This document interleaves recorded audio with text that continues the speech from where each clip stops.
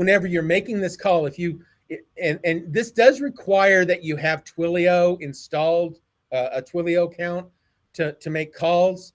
You would select a phone number and all that kind of stuff. But if you click on call, it will record that conversation while you're talking to that person. And while it's recording it in two channels. It's a he said, she said type thing. So there's a channel for whoever you're talking to and a channel for your conversation. So both of them are being recorded. It's kind of like being in stereo. One person's in one ear, one person's in the other ear. Okay. What happens then is by doing that, whenever it does the transcript of that, you get the he said, she said type boxes of what's going on. And so you can expand out the transcript itself. And then whenever you're looking through that, if it's not being interpreted right and you want to listen to it, you can click on the bubble and it will show you, it will start playing from that point forward. So just know that that's there. Once that transcript is created, the AI then does some additional analysis. It goes through a sentiment analysis. Was this a positive conversation? Was it a negative conversation? And then gives it a basic score from 1 to 100. And so sentiment-wise, a 70, pretty average. But probably some room to be a little bit more excited, a little bit more fun, whatever, and get it in there. At the same time, then it goes ahead and builds out a summary of that conversation, just a quick blurb of information. And this can then be used for doing some analysis for future calls as well. The last thing that it then does is it comes up and says, okay, based off of that conversation, and I've already done it on this one, but based off of that conversation, here are some action points that should be taken, that you need to do. Schedule an appointment with Mark Stepp at this phone number on Saturday, the 23rd at 4 p.m. So you could have come here, checked the little checkbox for that. And then there was another part of this conversation. It went ahead and basically said, hey, let's set up an appointment for Saturday at 4 o'clock, and then also an appointment on Tuesday at 11 o'clock. So what it did is it took that information that was stated and then builds out the actions that needed to be done. The first action was, let's create an appointment at 4 p.m. on Saturday, and then also another appointment on Tuesday at 11:30. Well, you come in here, you check those things that you want AI to actually do for you, and then you say, do selected actions. So you click on that, and then it goes and it starts doing it. At that point, then these green little bubbles basically come back. It's AI's response to you saying, this is what I did for you.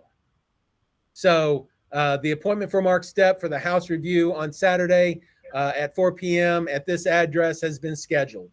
And then I've scheduled a follow-up appointment for Mark Stepp at on Tuesday, the 26th at 11:30 a.m.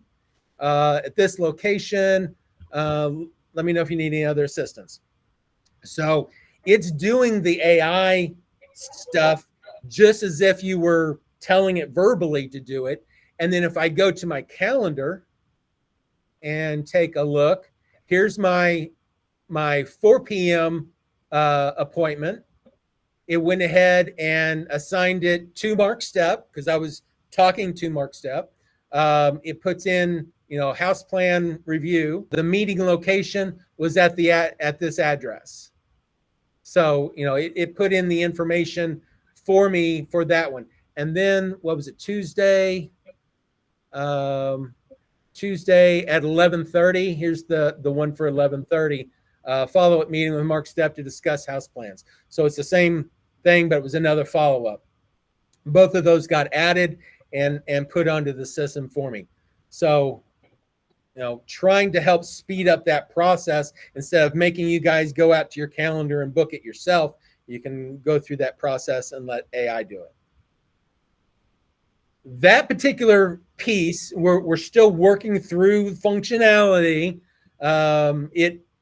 It's something that we will probably be working on for a long period of time, but it's functional. It's doing improvements and stuff like that. We need to address how does it do things. Sometimes these are kind of rather short descriptions and very vague descriptions. I'm trying to resolve that. What you can do is say rebuild these actions, and it'll relook at the transcript and then try to go into a lot more depth and put it in there. I believe the first one basically said set up a 4 o'clock appointment. That's all it said. Well, that's not very helpful. Who do I need it for? What's it about? Stuff like that.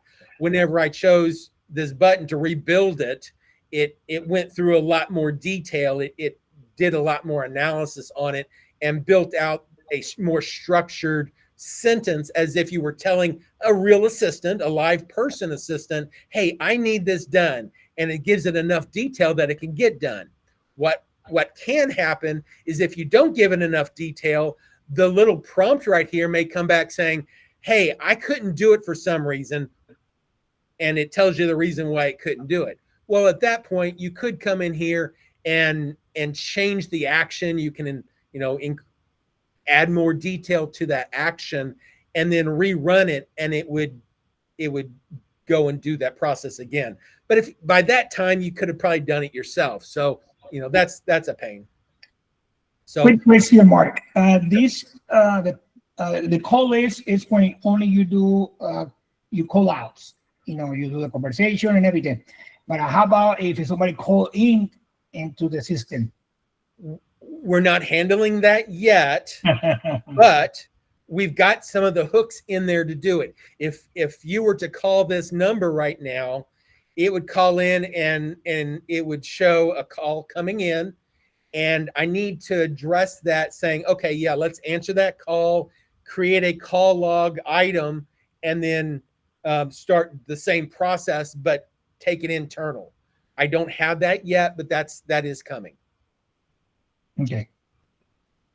It's only going to get better from here, guys. This is still scratching the surface of what I wanted to do, but it's functional. So I wanted to share it. Just know that, the main thing here that I wanted to make sure you guys knew was the talking points are using the data from that contact record and also the demographics and also the assessment, personality assessments. How would be the best way? Let's see, I got a new client and I want to do a follow-up with 3 calls. Is it better to enter it in a call list and go from there, or schedule and a calendar if 3 follow-ups in a week? I think that's probably just personal preference. You can do it either way. Okay, so you can still enter the information into the call list and schedule it 3 times or whatever until we talk to the person? Yeah, I mean, it's going to be in here. It's going to stay in here until you mark it as being complete. Okay. So you can, keep adding to it. If you need to reschedule it or whatever, you can reschedule it. It'll still show up. Like if I was to take this item, let's say this was on my list for yesterday. Let's just backdate this for a second here. Let's put this on yesterday's call list item. And so the only thing that's different is that instead of it being on the today side, there we go, that it's in the past due. So anything in red, you really need to be taken care of first anyway. So, the next time around, you can either do that. It's like, well, I'm going to postpone this a couple of days, so I'm going to change the due date on it, and then it'll then show up at that point to do it. Once you get to it, you're going to do it, then you can do as much to it as you want until that point where you say, okay, this call's been completed. I can mark it complete, and then it will go through and then knock it down into your completed sections so that you know it's no longer in your list to do today or past due.